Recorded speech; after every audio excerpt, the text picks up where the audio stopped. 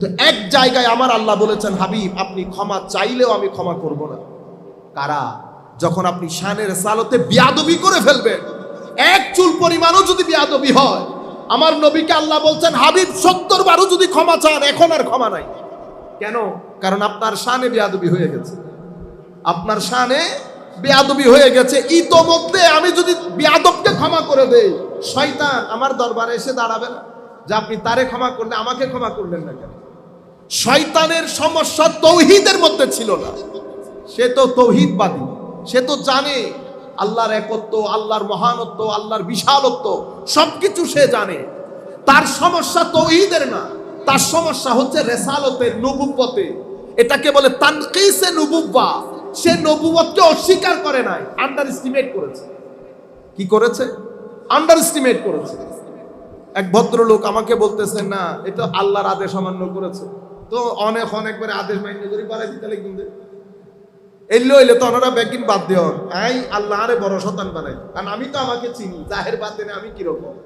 আমরা যেই পরিমাণ আল্লাহর আদেশ অমান্য করি, নামাজ পড়তে বলেছে নামাজ পড়ি না, মানুষকে সহযোগিতা করতে বলেছে করি না, মানুষের সাথে বেয়াদবি করি, অশ্লীলতা, আরো কত অরাজকতা। কিন্তু আমাদেরকে কি রজিম বলা হয়েছে? রজিম বলা হয় না। শয়তান শুধু উসজুদু লি আদম লা আসজুদ, আদমকে সিজদা করো, করব না। এই করো করব নার মধ্যে শয়তান ফা ইন্নাকা রাজিম, বের হও এখান থেকে। বুঝতে পেরেছেন? এই জন্য এক জায়গা শানের সালতের মধ্যে বেয়াদবি হওয়া ছাড়া আমার আল্লাহ বাকিগুলা ক্ষমা করে। তাগফারতা লাহুম আম লাম তাস্তাগফির লাহুম লা ইয়াগফিরাল্লাহু লাহুম। আপনি ক্ষমা চান আর ক্ষমা না চান, আমি অবশ্যই তাদেরকে ক্ষমা করব না। কখন?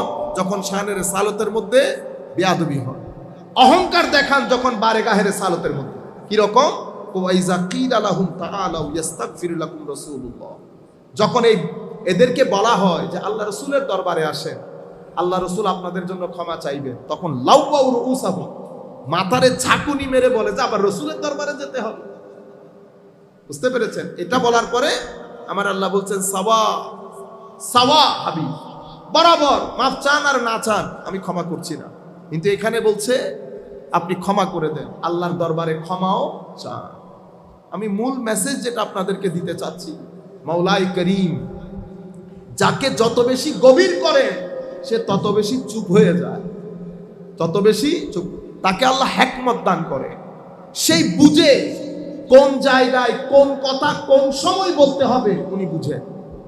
এবং ওনার মাধ্যমে, ওই আল্লাহ ওয়ালার মাধ্যমে যেই খেদমত হয়ে যাবে সেটা লাখো আলেমের মাধ্যমে হবে না, একজনের মাধ্যমে যেটা হয়ে যাবে। আপনারা আপনাদের সম্মুখে আল্লামা হাশমি সাহেব হুজুরের মাধ্যমে, এক ব্যক্তির মাধ্যমে যেটা হয়েছে সম্ভব, আমাদের মতো হাজার কোটি একসাথে হয়ে গেলে সম্ভব হবে না।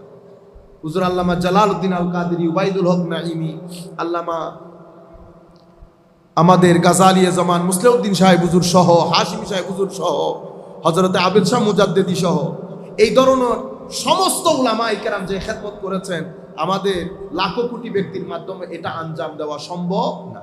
তো আমরা বলতে চাচ্ছিলাম আপনাদেরকে, যাকে যত গভীরতা দান করে উনি অত চুপ হয়ে যান, উনি অত চুপ হয়ে যান।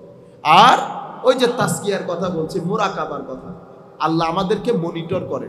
তো আল্লাহ যখন দেখেন বান্দা নিজেকে নিজে মনিটর করে, মুরাকাবা, আল্লাহ রকিব, বান্দাও রকিব। বান্দা নিজেকে মনিটর করছে, আল্লাহ